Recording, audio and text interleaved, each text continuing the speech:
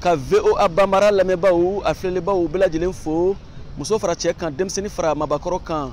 Mali kɔnɔ Mali kɔ kan farafinna ani diɲɛ fan wɛrɛw fɛ ko aw ni ɲantuma an bɛ kuma n'aw ye bi san kobaw kan farikolo ɲɛnajɛ bunakun kan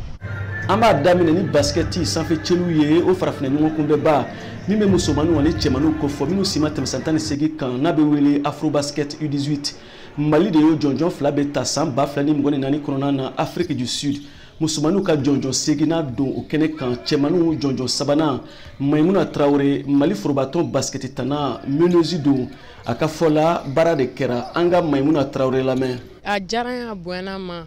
parce que n'anw taara n'anw ma ta an kɔrɔw taara an kɔrɔw bɛɛ y'a ta n'anw taara n'anw ma ta o fɛnɛ kuma tun bɛ caya dɛ an ni cɛw bɛɛ taara ɲɔgɔn fɛ dugu kelen su kelen an bɛɛ kubu ta ɲɔgɔn fɛ o ma deli ka kɛ o de diyara ne y'a ko bɛɛ la gundo kɛra mun ye Maïmouna Traoré gundo ma kɛ fɛn wɛrɛ ye baara dɔrɔn de don ni ye baara tɔ n'o bɛ sɔrɔ jɔnjɔn tali don kelen ko tɛ a bɛ labɛn de lieutenant-colonel Aladji Diko Mali Basket Fédération directeur technique national ka fɔ la an ka lamɛn o yɔrɔ la an bɛ fédération malienne de basket fo kosɛbɛ kabini an mana fédération na fo bi ni ye jateminɛ kɛ cɛw ni musow de faralen bɛ ɲɔgɔn kan yan naturellement avec direction nationale des sports ani ministère des sports ka dɛmɛ pour que Mali ka se ka to nin jɔyɔrɔba ninnu na Afrique kɔnɔ et même monde kɔnɔ i ye jɔnjɔn de fɔ n'i y'a ye yɔrɔ tɔ la fana ni Mali ma jɔnjɔn sɔrɔ min na i b'a sɔrɔ ale ye deuxième ou troisième ye o bɛɛ ye fɛn dɔ ye o bɛɛ b'a jira ko Mali basketi ka kɛnɛ Stade malien de Bamako cɛ kɔrɔbalenw bɛ na u ni yɔrɔ ta Basketball Africa League BAL conférence san 2025 kɛnɛ kan cɛsiri de kɛra a degeli karamɔgɔ Boubacar Kanouté ka fɔ la an ka lamɛn an bɛ wari de bɔ tugun pour que ka joueur ɲɛnamaw ta renfort ɲɛnamaw ta pour que an ye jɔyɔrɔ mun sɔrɔ fɛn 2022-2023 tɛmɛnen n'an ma tɛmɛ o la an ka so ma o kun ye jɔyɔrɔ sabanan ye sisan an ka laɲini an bɛ taa jɔyɔrɔ fɔlɔ ani filanan an bɛ t'o de ɲini sisan sɛnɛntɔlɔnta ko belebelew la Joliba Athletic Club donna Ligue phase de groupe la ɲinan siɲɛ fɔlɔ don Mali la Joliba secrétaire général Modibo Coulibaly a gundo fɔ an ye an ye joueurs bila condition na condition min b'a to u bɛ se ka ballon tan u hakili lafiyalen parce que ballon tan bɛ fɛn damadamanin de bolo fɔlɔ ye min ye o ye i ka ballon tan na ɲuman ta filanan ye min ye i ka dege karamɔgɔ ɲuman ta mais n'i ye ballon tan na ɲuman dege karamɔgɔ ɲuman ta ni m'u bila condition na fana je pense que baara ma dafa donc o saba faralen ɲɔgɔn kan ka da supporterw ka dɛmɛ ni dirigeants yɛrɛ ka soutien kan je pense que o de kɛra clé ye et nin bɛɛ ne bɛ ka nin fɛn fɛn fɔ nin si tɛ taa nafolo kɔ et donc a base ba yɛrɛ ye nafolo de ye et vraiment an bɛ dirigeants fo o la kosɛbɛ quoi. sirantɔlɔnta tarikuw kɔnɔ fana ligue professionnelle daminɛna Mali la ɲinan o kɔrɔ sirantɔlɔntana ka balo a ka baara la Mamadi Jakite farikolo ɲɛnajɛ kunnafonidila an wajibalen don ka dɔ la n'an ma ni diɲɛ yɛlɛmana ni ma yɛlɛma diɲɛ nɔfɛ a bɛ kɛ baara ye donc nin ye Mali siɲɛ fɔlɔ ye ka don a la donc an bɛ se k'a fɔ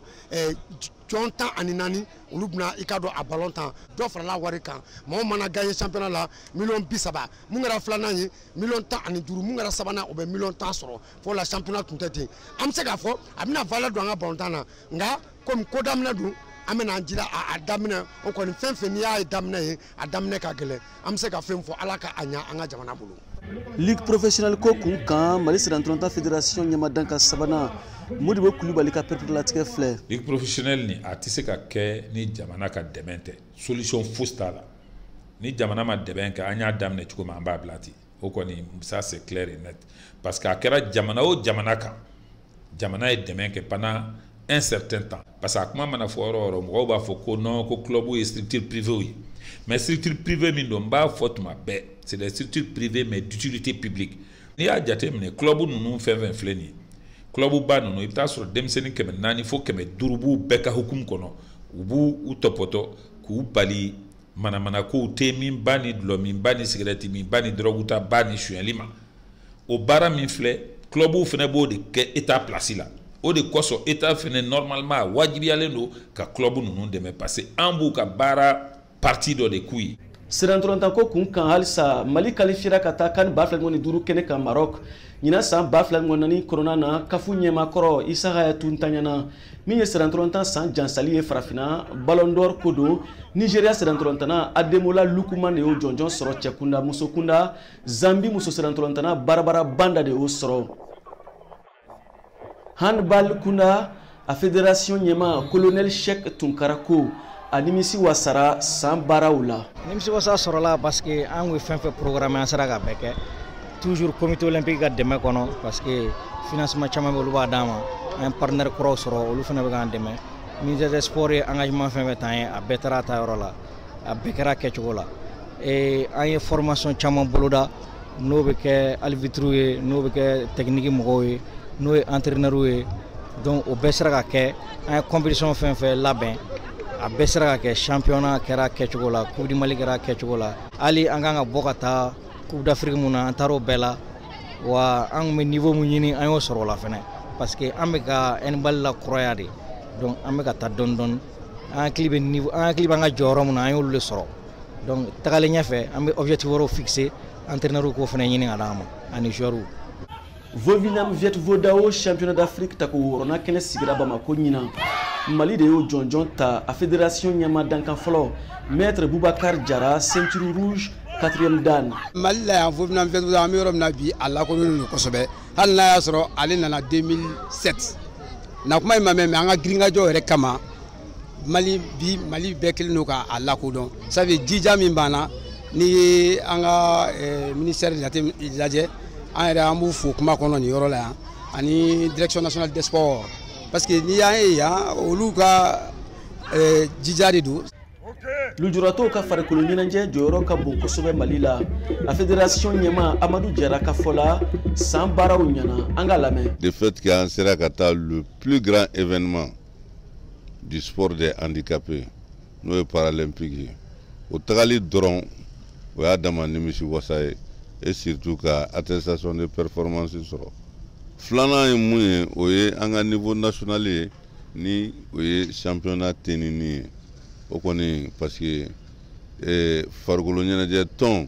ni ma se k'i ka championnat tennis c'est comme i tɛ ka marcher donc c'est comme i tɛ yen.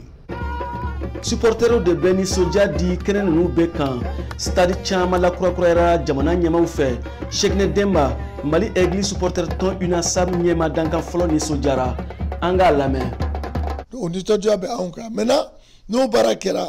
f'u ko baaraw kɔlɔsi quoi ka terrain ninnu protéger terrain kana kɛ dɔrɔn État ye miliyariw kala san 2 k'a bɛɛ tiɲɛ nisɔndiya min ka bon ka tɛmɛ o bɛɛ kan c'est que mɔgɔw y'a dɔn ko Union nationale des associations de supporters du Mali a bɛ discipline bɛɛ supporter u y'an valeur dɔn an nisɔndiyara kosɛbɛ parce que supporter y'a kɛ fair play kɔnɔ Mali aujourd'hui est cité comme un exemple en termes de supporters on n'est pas violent. Ka foli kurakuraya ka ɲɛsin VOA Bamara lamɛnbaaw a n'a filɛlibaaw ma Mali kɔnɔ Mali kɔ kan farafinna ni diɲɛ fan wɛrɛw fɛ ko Ala ka san caman yira an na Siyaka Traoré ka laseli don VOA Bamara tɔgɔ la Bamako.